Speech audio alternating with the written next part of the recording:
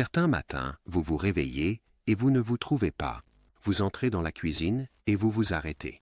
Pourquoi suis-je ici? Votre téléphone vibre, vous regardez l'écran, un nom que vous connaissez, mais pendant une seconde, il vous semble étranger. Et le plus effrayant, ce n'est pas d'oublier une chose, c'est de penser que c'est le début de tout perdre. Votre vivacité d'esprit, votre indépendance, votre dignité. Parce que personne ne le dit à voix haute, mais vous le ressentez. Si mon esprit s'en va, je deviens un fardeau. Vous commencez à remarquer les petites humiliations. Vous relisez la même phrase 3 fois. Vous oubliez pourquoi vous avez ouvert un onglet. Vous perdez le mot que vous aviez sur le bout de la langue, et le silence qui suit fait mal. Et puis vient la peur. Pas la peur dramatique, mais celle qui est silencieuse, celle qui s'installe dans votre poitrine pendant que vous souriez à votre famille, en faisant semblant que tout va bien. Vous vous dites que c'est le vieillissement normal. Vous essayez le café, vous essayez les compléments alimentaires, vous essayez de forcer la motivation comme si c'était un interrupteur, mais la brume s'en moque. Elle reste jusqu'à ce que vous le rencontriez, un maître d'échecs de 89 ans, aux mains fines, au dos légèrement voûté, mais au regard clair, comme l'air d'hiver. Il s'assoit devant un échiquier et voit 5 coups à l'avance, pas pour son âge, pour n'importe quel âge. Et chaque matin, avant que le monde ne l'atteigne, il accomplit un rituel rare, si simple qu'il en devient presque insultant. Et pourtant, c'est la raison pour laquelle son cerveau reste vif, rapide et serein à 89 ans. Regardez-moi. Si vous vivez avec un brouillard mental, si vos matins ressemblent à une lutte pour sortir votre esprit de la boue, cette vidéo est faite pour vous. Parce qu'à la fin de cette vidéo, vous connaîtrez exactement le secret que cet homme a utilisé pour tout changer. Ce n'est pas un fantasme, ni une pilule miracle, mais un rituel matinal, étape par étape, que vous pouvez commencer dès demain. Et voici l'écart que je veux que vous ressentiez.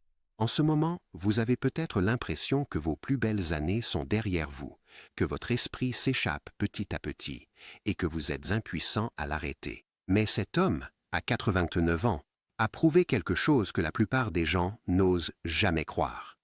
Votre cerveau peut se remettre en marche. Vous n'êtes pas brisé. Vous n'êtes pas condamné. Vous n'êtes pas simplement en train de vieillir. Vous ne faites qu'adopter la mauvaise routine matinale. Il s'appelle Elias.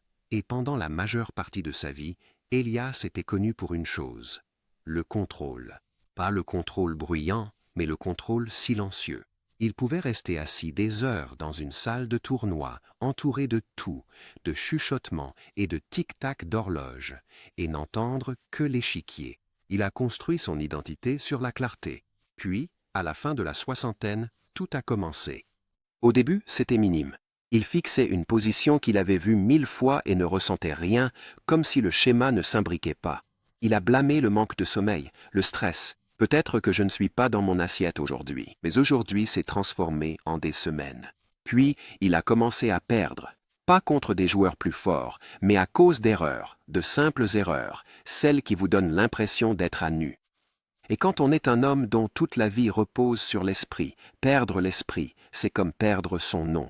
Il a fait ce que nous faisons tous, il est allé voir des médecins, a passé des analyses de sang, des bilans de santé, une pile de papier avec des chiffres qu'il ne comprenait pas.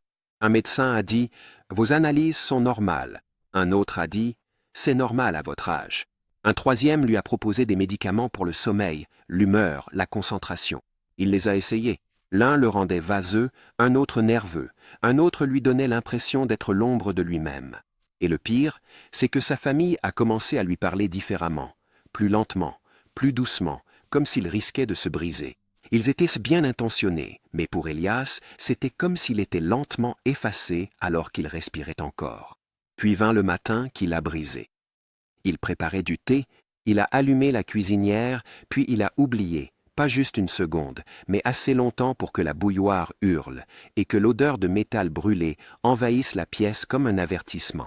Il est resté là, à regarder, le cœur battant, non pas à cause de la bouilloire, mais à cause de la pensée qui a suivi. Que se passera-t-il quand j'oublierai quelque chose de pire? Ce matin-là, il n'est pas allé au club d'échecs. Il s'est assis à sa table, les paumes à plat, les yeux baissés, et il a murmuré quelque chose qui l'a lui-même surpris. Je ne suis pas prêt à disparaître. Elias avait une habitude. Quand la vie n'avait plus de sens, il revenait aux vieilles choses, aux vieilles ouvertures, aux vieilles notes, aux vieux livres. Dans un tiroir, sous des feuilles de score de tournoi, il gardait un carnet de sa jeunesse, aux pages jaunies, à l'encre pâlie. Il avait appartenu à son premier professeur d'échecs, un immigré qui croyait que l'esprit ne se formait pas par la force, mais par le rituel. À l'intérieur du carnet, entre des problèmes d'échecs, il y avait quelque chose qu'Elias avait ignoré pendant des décennies. Une routine matinale, écrite à la main, étrange, ni exercice, ni régime, une séquence. Dans la marge, c'était intitulé « Esprit clair, échiquier clair ». Elias éclata de rire en le lisant, car cela lui paraissait trop simple. Eau, lumière, respiration, mouvement, silence. C'est tout? Après tous les médecins, tous les médicaments, toute la peur, c'est ça la réponse. Il faillit refermer le carnet, mais quelque chose en lui murmura « Tu as tout essayé, sauf la simplicité ». Alors, le lendemain matin, il essaya la simplicité. Pas parce qu'il croyait, mais parce qu'il n'avait plus rien à perdre. Voici le rituel matinal rare d'Elias, et je veux que vous l'imaginiez comme un film, car pour lui, ce n'était pas du biohacking, c'était revenir à la vie. Première étape, la première gorgée de l'eau froide avant les mots. Elias ne commence pas sa journée par les actualités, les messages, ou même une conversation. Il commence par de l'eau, un grand verre, froide, parce que pendant la nuit, ton corps perd de l'eau en respirant et en transpirant. Et quand tu es déshydraté, ton sang devient un peu plus épais, ton cerveau un peu plus lent, et la brume semble plus lourde. Alors, il boit avant de penser. Pas de café en premier, de l'eau d'abord. Il a dit quelque chose qui m'est resté. Si tu veux réveiller ton cerveau, tu dois d'abord réveiller le sang. Deuxième étape, la lumière du matin comme un médicament, 2 à 5 minutes. Ensuite, il va à une fenêtre, pas pour faire défiler, pas pour regarder la météo comme un vieux monsieur. Il reste là et laisse la lumière du jour frapper ses yeux. Pas de lunettes de soleil, pas de téléphone, juste la lumière. Parce que la lumière du matin dit à ton cerveau qu'il fait jour. Elle aide à régler ton horloge interne. Elle aide ton corps à décider quand être alerte et quand avoir sommeil plus tard. Beaucoup de brouillard mental n'est pas de la paresse, c'est ton rythme qui est déréglé. Elias n'appelait pas ça de la science, il appelait ça dire la vérité à l'esprit. Troisième étape, la respiration du maître d'échecs, une main sur la poitrine, une main sur le ventre. Et il respire lentement, comme s'il calmait un animal effrayé. Parce que le brouillard mental n'est pas toujours un problème de cerveau. Parfois, c'est un problème de stress. Quand ton système nerveux est bloqué en mode combat ou fuite, ton cerveau privilégie la survie, pas la réflexion aiguisée. Alors Elias passe 3 minutes à faire l'opposé de la panique. Inspiration lente, expiration encore plus lente. Et voici ce qui rend cela puissant. Il ne le fait pas quand il est stressé, il le fait avant que le stress n'arrive. Quatrième étape, mouvement croisé, la marche qui réveille les connexions. Ce n'est pas un entraînement ni une punition, juste un mouvement croisé. Il marche lentement chez lui, touchant sa main droite à son genou gauche, puis sa main gauche à son genou droit, comme une marche douce et rythmée. Ça a l'air idiot, mais cela force les deux hémisphères du cerveau à communiquer. Cela augmente le flux sanguin. Cela dit au corps, nous sommes vivants, nous sommes coordonnés, nous sommes ici. Elias a dit que c'est à ce moment-là que le brouillard a commencé à se dissiper. Pas instantanément comme dans un film, plutôt comme de la glace qui fond. Étape 5. 1 minute de silence sans aucun stimulus. C'est la partie rare que la plupart des gens ne supportent pas. 1 minute, sans musique, sans podcast, sans parler, juste assis. Parce que le cerveau moderne se noie, notifications, gros titres, opinions, bruit. Et quand votre esprit ne se tait jamais, il ne devient jamais clair. Elias appelait cette minute « préparer le terrain ». Il pensait que si l'on commence la journée en ayant déjà perdu son attention, on perdra toutes les décisions qui suivent. Étape 6, ce n'est qu'ensuite que vient le café, mais avec une règle. Il boit toujours du café, mais seulement après l'eau, la lumière, la respiration, le mouvement et le silence. Et il reste simple. Pas de pic de sucre qui ferait revenir le brouillard en force plus tard. Sa règle, méritez votre caféine. Non pas parce que la caféine est mauvaise, mais parce que le moment compte, et c'est tout le sens du rituel. Cela prend environ 10 minutes, pas une nouvelle vie, juste un nouveau matin. Et quand Elias l'a fait la première semaine, il ne s'est pas senti comme un super-héros. Il a ressenti quelque chose de mieux, de la stabilité, comme si son esprit ne lui échappait plus à chaque fois qu'il essayait de s'y raccrocher.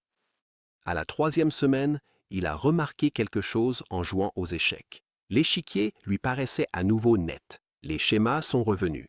Pas tous en même temps, mais suffisamment pour lui faire murmurer « Je suis toujours là ». Aujourd'hui, Elias se réveille toujours avec le rituel, puis il va au club d'échecs, non pas pour prouver quoi que ce soit, mais pour en profiter. Il rit davantage maintenant. Il raconte des histoires. Il taquine les jeunes joueurs quand ils se précipitent, et quand ils gagnent, il n'a pas l'air fier, il a l'air reconnaissant, parce qu'il se souvient de ce que c'était de s'asseoir seul à une table en croyant qu'il disparaissait. Si tu es dans cette situation en ce moment, si tu as l'impression que ton esprit est moins vif qu'avant, écoute-moi, tu n'es pas fini. Ton cerveau n'est pas une porte qui ne fait que se fermer. C'est un chemin sur lequel tu peux revenir. Commence par un matin, un verre d'eau, une fenêtre de lumière, une respiration lente, un petit mouvement, une minute de silence, puis recommence demain, car il n'est jamais trop tard pour commencer ta propre histoire.